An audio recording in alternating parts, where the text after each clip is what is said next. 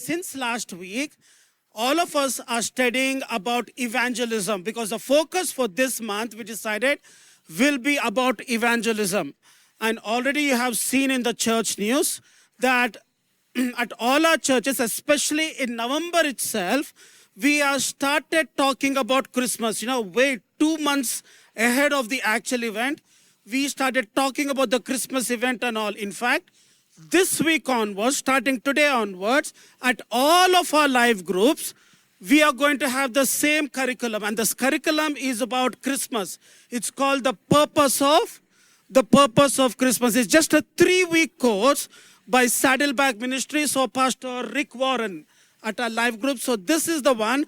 And it basically is an evangelism tool. So Pastor Rick Warren designed it so that we can use the message of Christmas to reach out to those who never really heard about Jesus Christ. And somehow we as a church believe, we have a church, we felt that, God wants us to start inviting people into the house of into his house. God is building a family. God is building his huge family, and he is using us to invite people to be part of his family. And the more we get people into the family of the Lord, the more happier Jesus will be. Can we do that this Christmas time? They make an extra attempt. In fact, at all the other churches, they're asking to write down the names of 2 or 3 people. Start praying for them at least 3-4 weeks before you actually reach out to them. We will also give out tools how to evangelize them. We will also give you resources how to evangelize. Why? Because I believe that this is time for a great harvest coming right here from Hyderabad. Amen? Yeah, I think you should force Pastor Yasha to start another service, 10 o'clock and 12 o'clock service. Okay, some of you are excited. Yeah, but I believe, it's high time even for this church to start growing. Churches all over our land to start growing.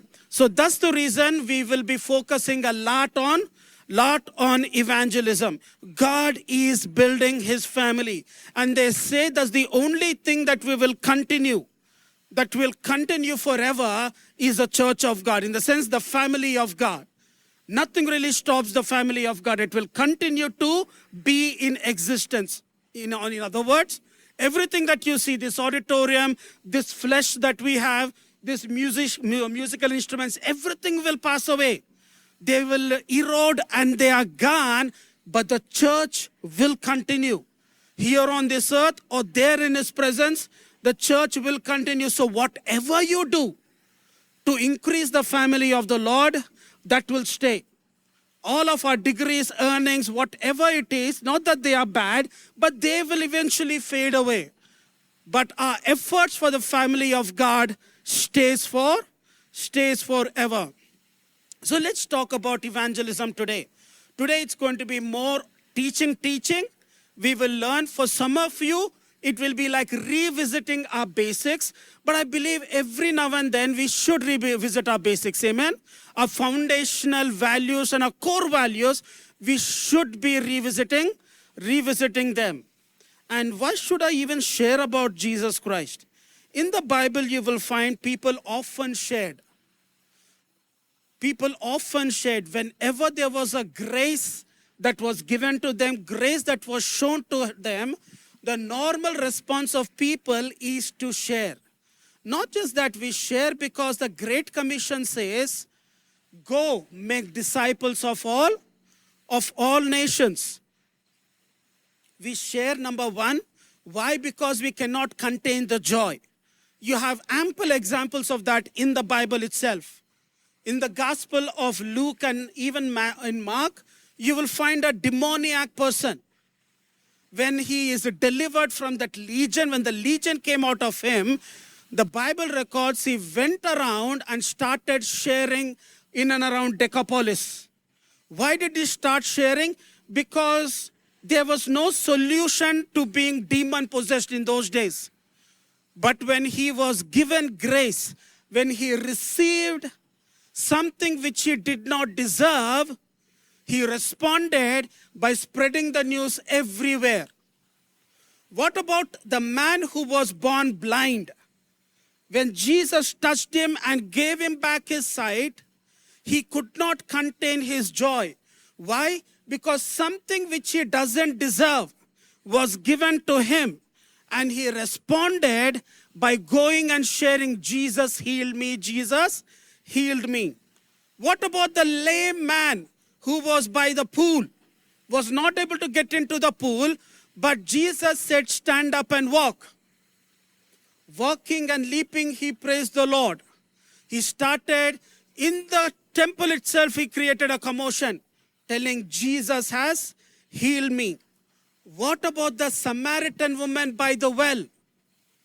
When she had an encounter with Jesus, she figured out that Jesus is the Messiah. Immediately she ran to the village, knocked on the doors and said, I have found the Messiah. What about the angels? When Jesus was born, even they were not able to contain their joy. Even they came down to the earth, and in front of the shepherds, they started singing a song. Glory to God in the highest, and on the earth, peace. Even they were not able to contain the joy. If God does something to you, if it is an act of grace that has been done to you, act of grace meaning you don't deserve it, but you still got it. If an act of grace has been committed to you, you will not keep quiet. You will go ahead and publicize. Another reason why the Bible tells we should go and preach is because the world is hurting. You know, exactly 1 year ago, sometime around this time, I was in Calcutta, taking care of Hope UC Calcutta. And I had this habit, I don't know, whenever I go to Calcutta, I liked looking at UK top 40. All the top 40 songs, secular songs, in fact, confession. I was like following all of them. And, you know, many songs are like really nice. They come with some nice meaning. Most of the songs are ooh, ah, ouch, whatever. And one of the songs that really caught my attention, the words of the song went like this. It says, I've been drinking a lot of beer in the last few days. Did you think about me? Did you care about me? Or I've been crying for the last 3 days. Did you check on me? Or did you cry on me? In other words, it's about a person who's telling, I'm suffering in my life. Did you care enough to see how am I doing in life? I've been crying the whole day in my life. Did you either bother to find out what's going on in my life? In other words, the song is just telling the state of the world. We are not what we show who we are, right? In our culture, we are not supposed to show our weaknesses. We always show that we are okay, everything is all right. Even if it's a broken person, inside if you ask, how are you? They will politely say, I'm okay. Nah. I think inside you might be broken. We only try to put a brave front in front of everybody. Doesn't work that way. You know, in fact, like 3 days ago when I started preparing this sermon, somebody sent me this Instagram reels of men and women laughing, smiling, dancing, and recording their reels.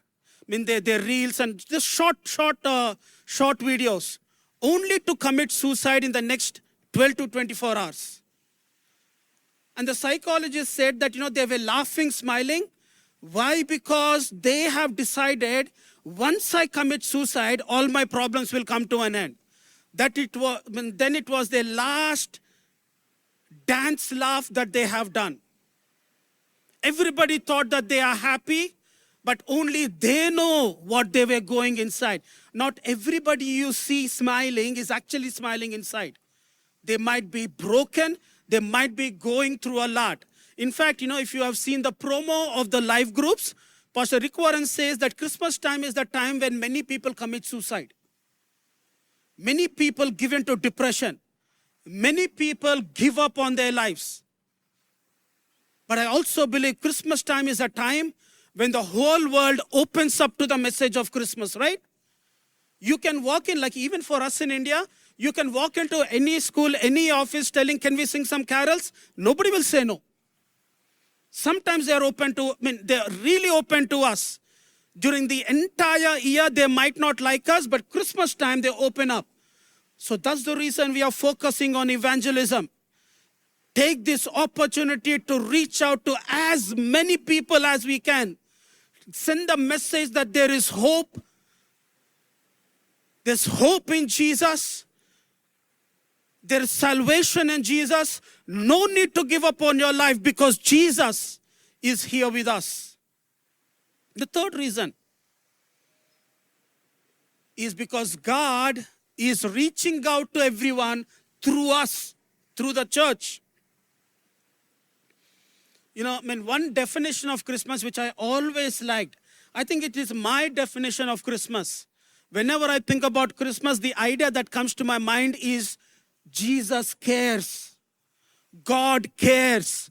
That's why we celebrate Christmas. That's why he came into our world. Look at the titles that are given to Jesus Christ in the Bible. Wonderful Counselor, Everlasting Father, Mighty God, and the Prince of Peace. This Christmas, let's go out. Let's share the good news to everybody. Now, what we will be doing today is we will look at practical ways of reaching out to others. Or in other words, how can I do personal evangelism? Now, where did I get this from? I got this from, we used to have a course called as a foundation course.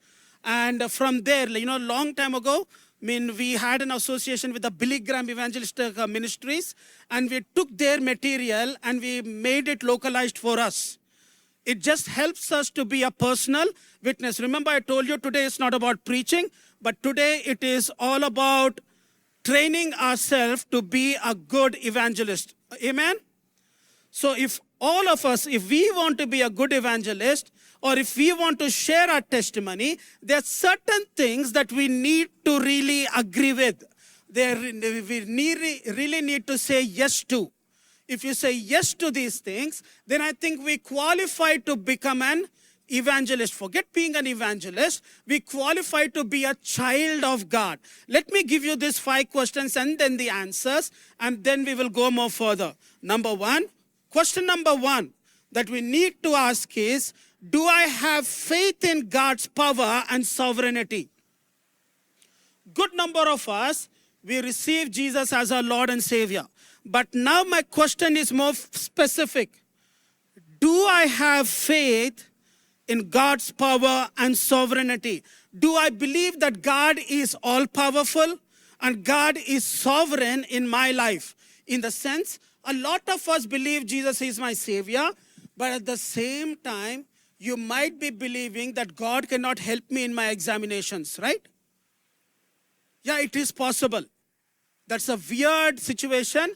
But a lot of us believe that Jesus is our Lord and Savior. But at the same time, we believe Jesus cannot help me in my personal, in my family problems. No. If you are thinking like that, it is hard to be a Christian. Let me read 2 Chronicles 20:15. It says, listen, King Jehoshaphat, and all who live in Judah and Jerusalem, this is what the Lord says to you. Do not be afraid or discouraged because of this vast army. For the battle is not yours, but God's. Let me interpret it in the context of evangelism. Sometimes we do not share because we are scared whether that person will come to Christ or no, whether the person will say yes to Jesus or no. I believe my duty is to share the gospel. It is God's, the Holy Spirit's duty to convict the person, to change that person. That's not my duty. I cannot do that.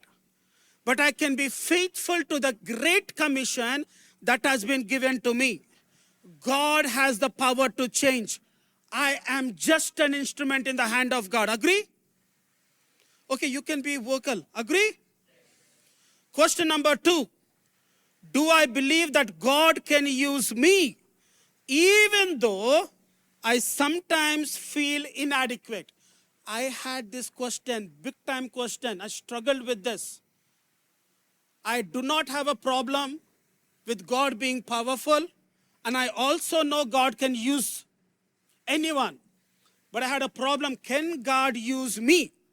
Because I know all the mistakes that I do. And I know that, I come with certain shortcomings, right? So do all of us.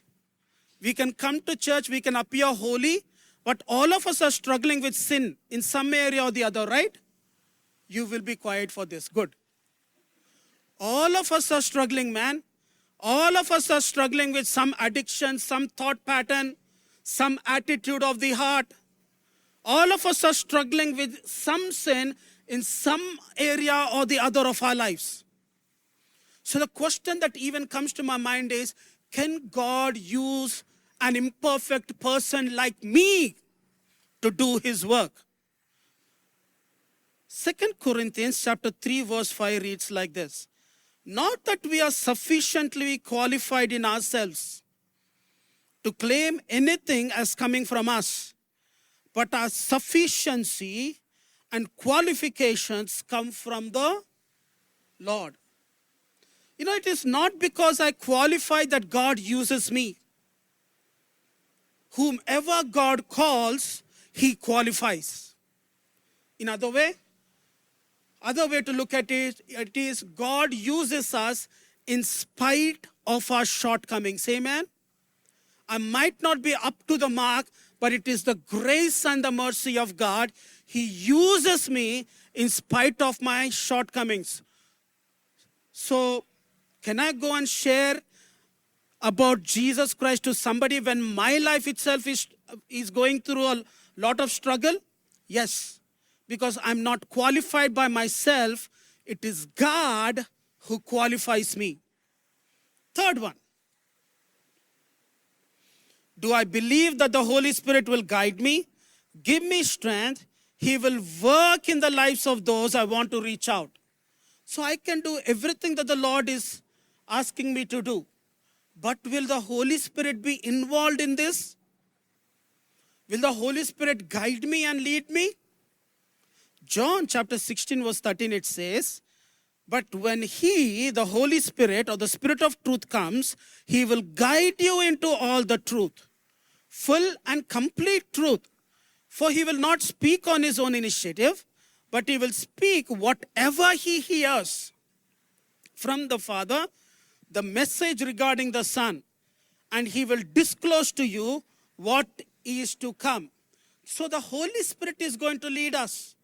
The Holy Spirit is going to guide us as we speak the message of Jesus to our friends. I'm going to skip some verses. The fourth question. Do I believe what the word of God, that the word of the Lord will penetrate deeply into people's heart? So if I, in obedience to the Lord, go and share the gospel with one of my friends, one thing I can be sure of is the Holy Spirit is going to lead me and guide me. Not just that, that person might act as if he is hostile right now. They might say, I don't believe in all these things. I don't believe what you're saying. But if they had heard the gospel, the Holy Spirit will start working in their lives. Sometime or the other, that word, that seed of the word of the Lord that's planted in them will take effect, will take root. Hebrews chapter 4 verse 12 it says, for the word of the Lord is living and active, full of power. It is sharper than a double-edged sword, penetrating as far as the division of the soul and the spirit. So speak the word. One day or the other, the Holy Spirit will remind them, and the Holy Spirit will bring them to Jesus Christ. And once the gospel is preached, I will also share a little bit what is the gospel message. Once the gospel is preached, do you think it will still remain effective? Or else the question that I'm asking is, do I believe that the gospel of Christ is the power of God unto salvation, and that Christ changes lives? Do I believe that there is power in the gospel, in the simple gospel that we speak? Romans chapter 1 verse 16, it says, I am not ashamed of the gospel, for it is the power of God for salvation to everyone who believes in him. I'm not ashamed of the gospel. It is the power of God unto salvation. 5 questions we have seen. And if your answer is yes to these 5 questions, we qualify to be Christians. We qualify to bear the name of Jesus, to testify, or to evangelize. Question number 1, do I have faith in God's power? Do I believe that God is powerful? Question number 2, do I believe that God can use me in spite of my shortcomings? Number 3, do I believe that the Holy Spirit will guide me? Number 4, do I believe that the word of the Lord will penetrate when I speak the word of the Lord? Number 5, do I believe that the gospel of Christ, Jesus Christ, will change the lives of people who hear it? If you believe, then it is possible. Now let's just look at how we give our witnesses, how we turn out to be a witness of Jesus Christ. 3 points that I'm going to look at, and after that we will respond to this message. Point number 1, whenever we stand as a witness, point number 1 is important. Your life is very important. The number 1 witnessing will come through the way we live our life. Nobody is going to believe what we say till they see us live out our lives. Till they see us living that Christian life in action, they will not listen to anything that we say, right? I found this old quote, and this old quote went like this. It says, children will conveniently ignore the advice of their fathers, but they will carefully listen and obey to the example set by their fathers. What do I mean by that? If there is a father who's keep on smoking and he tells the child, Beta, you don't smoke. You know what the child will think? It's like, April Fool, you're fooling me. He will smoke one day. But if he sees the father not doing it, the child also most probably will not do it. More than your words, your deeds matter, right? I also don't like to listen to too many words. But if somebody is living the gospel, somebody is living a good Christian life, salute them. Again, there's an old quote which says, your walk talks, your talk talks, but your walk talks louder than your talk talks. If you got it, you got it. Otherwise, you don't. It says, your walk, the way you live, it talks, and your talk also talks. But the way your walk talks is louder than when your talk. Okay, some of you got it. Good job. Yeah, who's interested in what you say? I'm more interested in who you are and the way you live your life. Just one reference I'll give you. 2 Corinthians chapter 3 verse 2, it says, you are a letter written on our hearts, recognized and read by everyone. You show that you are a letter from Christ, delivered to us, written not with ink, but with the Spirit of the living God. Not on tablets of stone, but on tablets of human hearts. 2 Corinth is a notorious church. And Paul writes to the church and he says, thank God for your lifestyle. Your lifestyle is much better. People are looking at the way you're living your life, and then they are becoming Christians. Another thing, when we show love of Jesus Christ to others, we do not show it as an act of duty. We don't just say, God told me to share the good news. I share the good news to you. Tata, bye-bye. No. Jesus always entered into a relationship with those with whom he has interacted with, with those whom he has shared. He entered into a relationship. At least, people accuse Jesus of being a friend of sinners. And often Jesus used to go to the tax collectors and the sinners and the Pharisees. He would sit down with them and eat along with them.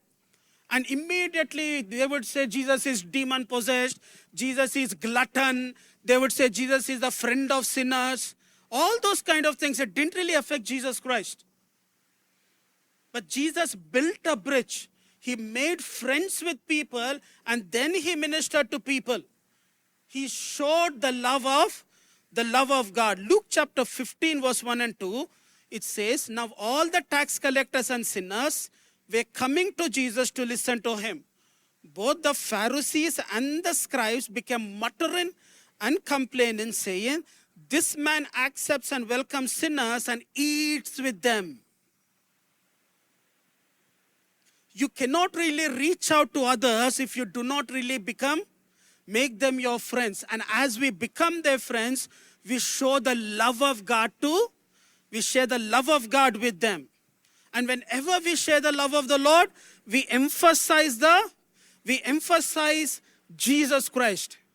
We talk about how much Jesus has loved. We keep our testimony simple. Now the second point is about testimony. Now I got this again, I went through this training and I found it to be very important. It just tries to explain, train up people to explain their testimony or the gospel in just 3 minutes, in under 3 minutes. And somehow I feel that, somehow we should learn how to do that. Now for this, I just needed some help. So I asked Raj and Sham to come and help me out. So they're going to enact this on stage, look at it, and then we'll come and discuss more.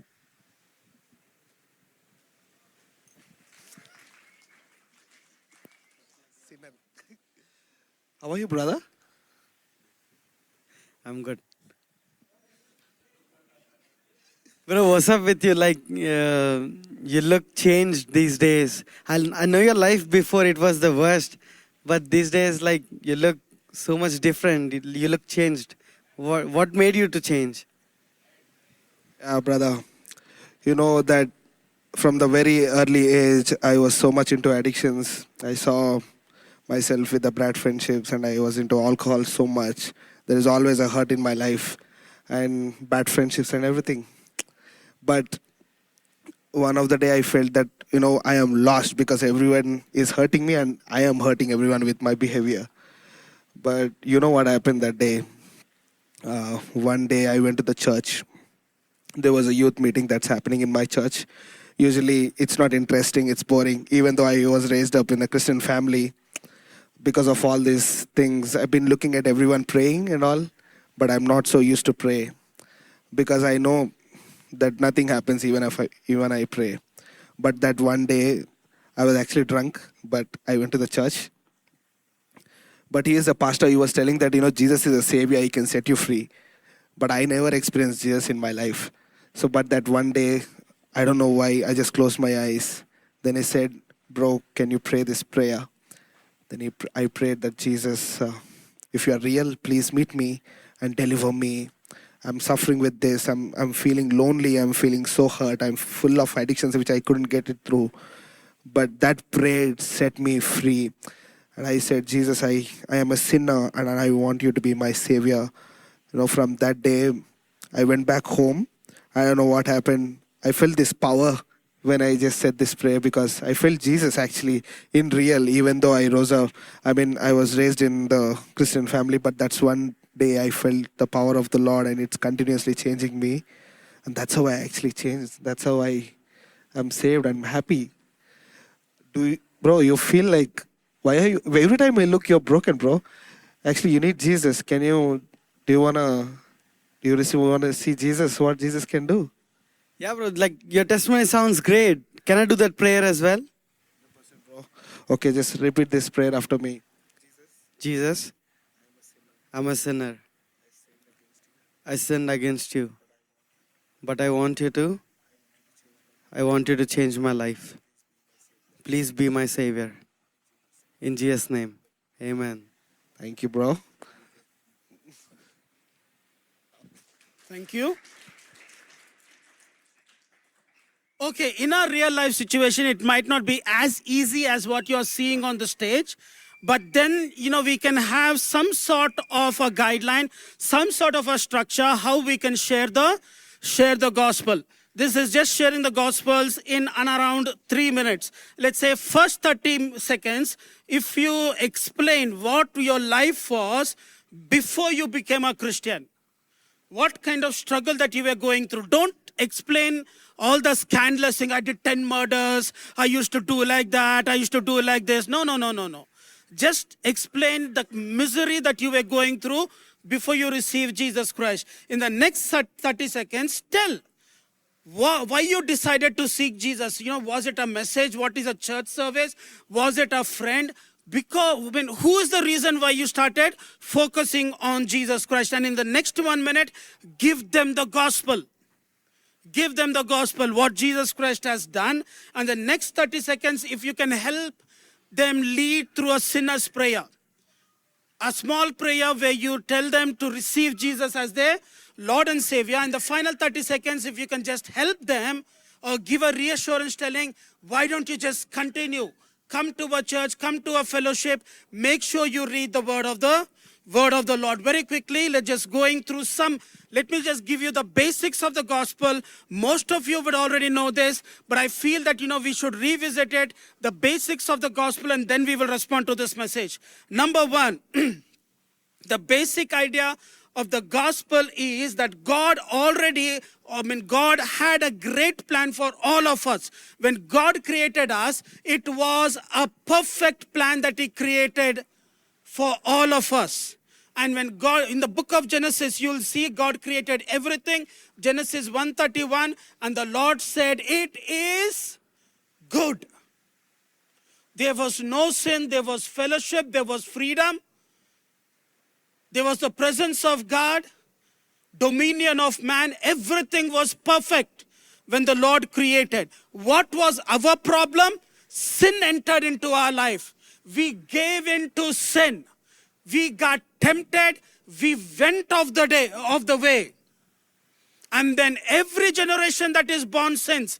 We are born in sin. Psalm 51 says, I was brought forth in sin. In sin, my mother conceived me.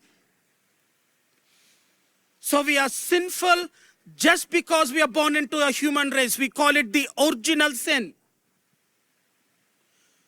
What is the consequence of the sin? Isaiah talks about it. And Isaiah says, your wickedness has separated you from God. Your sins have hidden His face from you so that He does not hear. Sin is a major problem. It is because of sin we are separated from the Lord. And we are born in sin. God created perfect, but we got tempted. We choose to rebel against God. So we are sinners. By our nature we are sinful. Isaiah 53, it says, all of us like sheep have gone astray. We have turned each one to his own way. Romans 3 talks about it even more directly.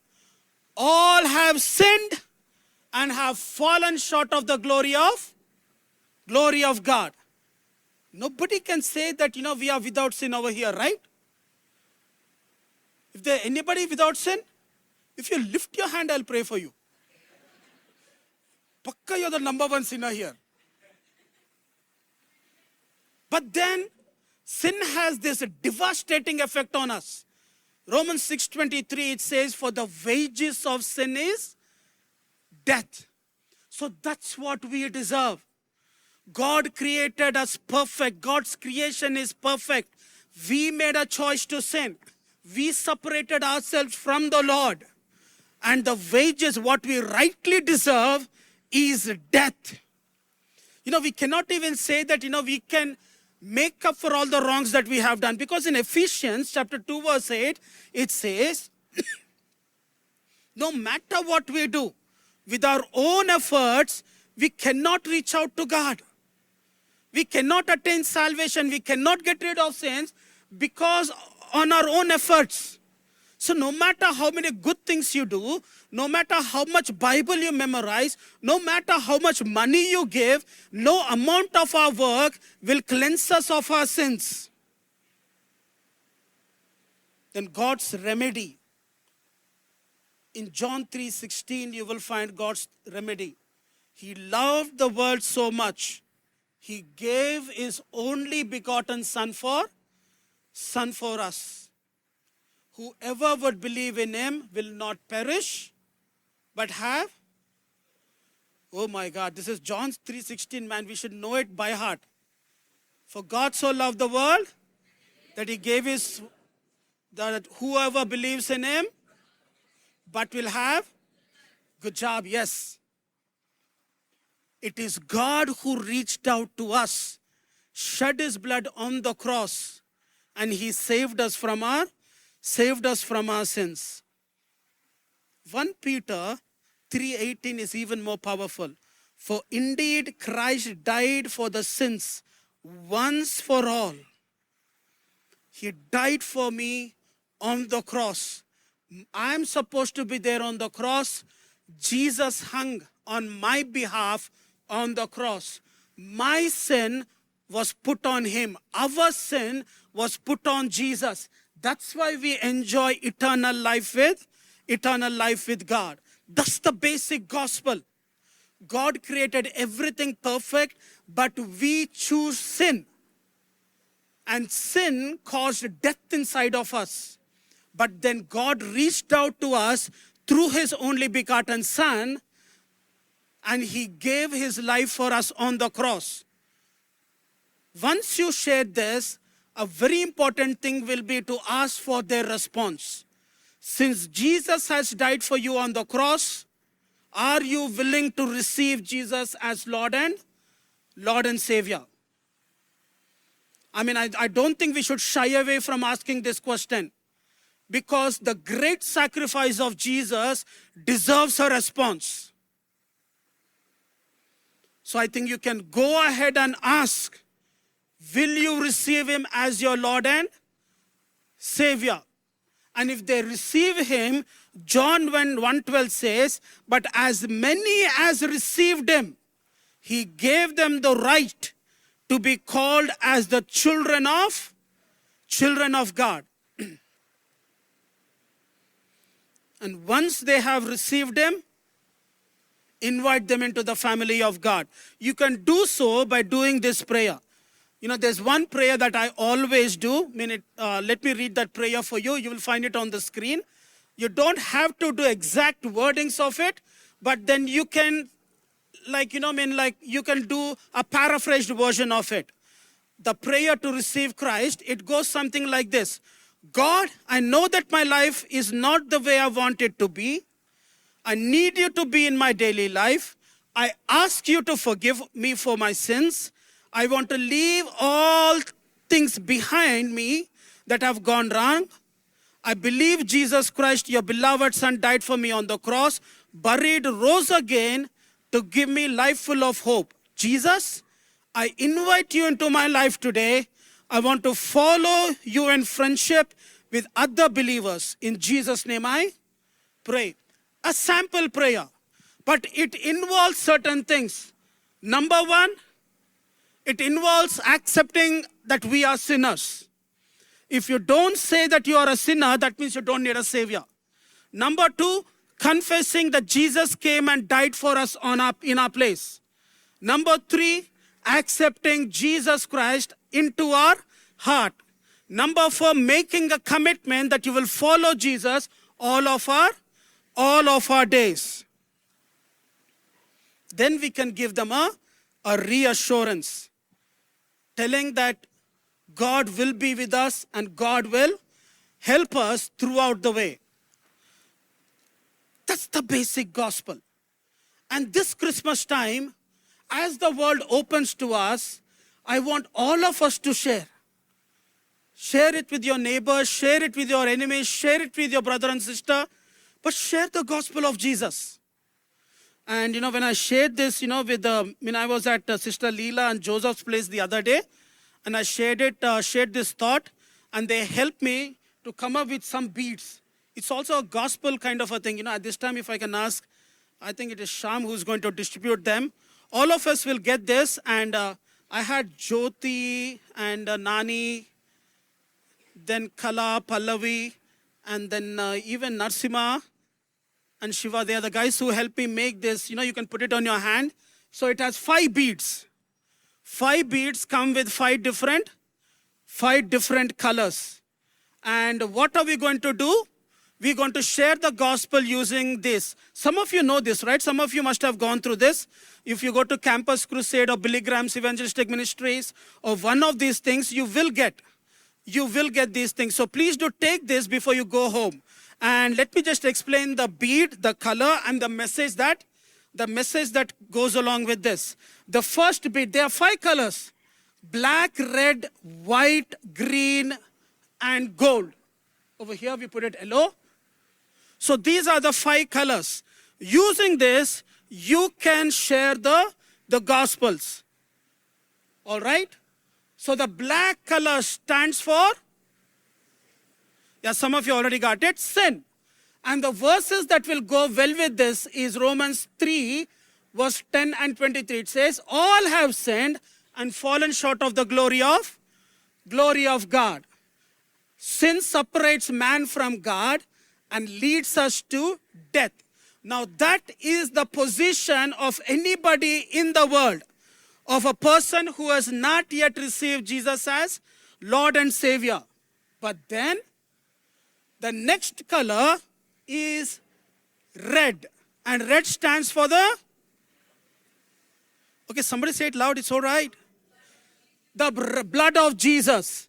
And there are a couple of verses that go along with this. It says, God the Father, because His love, He sent Jesus to save us from the power of sin. God forgives sin through the blood of Jesus when we put our faith in Him. He shed His blood, and by His blood, our sins are washed away. And the third one is white. White stands for purity. And again, there are many scriptures. It just says as we walk in the light of God's word, we are continually cleansed by the blood, the word, and the Spirit. Basically meaning, once you receive Jesus as Lord and Savior, you need to walk in the word of the Lord. You need to walk in the Spirit of the Lord. And then green, it stands for growth. Some of you really have a good eyesight. Growth. Because once we receive Him, we fight a fight, we grow in maturity, we develop moral excellence, we develop perseverance in our life. And the final one is, okay, over here it is yellow. It can also mean gold, meaning eternal life. You can call heaven also. For the wages of sin is death, but the gift of God is eternal life. There are multiple ways you can share the good news. And this time I'm pleading with all of us, let's make an attempt to reach out to as many people as we can with the gospel of Jesus Christ. Amen. We have a couple of weeks, maybe 7 weeks before Christmas actually comes. And I think in another 2 weeks, once we get into the Advent season, once the Thanksgiving starts, it's just the Christmas season. Sign up to do some of these outreaches. Sign up for visiting or inviting people into your homes. Target people who have not really heard about Jesus Christ any time in their life. I would encourage, pray for them 1 week, 2 weeks before you actually talk with them. But when you talk with them with some level of conviction, telling God is inviting you to be part of His family. I'm just praying that the time has come for the Indian church to rise up. The time has come for the church to increase, double and triple itself during this season. Come, let's just stand in the presence of the Lord. I told you today it is not about preaching. Today it is all about training, and the next few weeks will be our practical lessons. all I want us to do today is, can we just close our eyes, lift up our hands, and make a commitment to God that we will reach out to those who never heard about Jesus Christ. It could be your auto driver, it could be your boss, it could be the maid who cleans your house, it could be anybody. But I'm asking us to think about those faces. Let at least 2 or 3 faces come to your mind. 2 or 3 people who are close to you, who mean something to you, but have not given their life to Jesus Christ. And I'm as direct as I can be. I'm talking about people whom you know within your circle, but who never gave their life to Jesus. I'm telling, pray for them, fast for them, then go ahead and give the gospel to them. Do it. Why should we celebrate Christmas so joyously and so nicely when there are people who never even heard that Christ has come into our world? Why should we listen to the gospel 2 times when there are people in our lives, in our own life and localities, who have never even heard it once in their lifetime? Not even once. So make a commitment, whoever you visit, whoever that friend or family member in your life, you will share the gospel with them. Amen. Make the commitment. It's between you and God. If you're shy, if you're timid, ask God to give you courage. If you're doubting, can God use you? We have read scriptures. Put your trust in the scripture.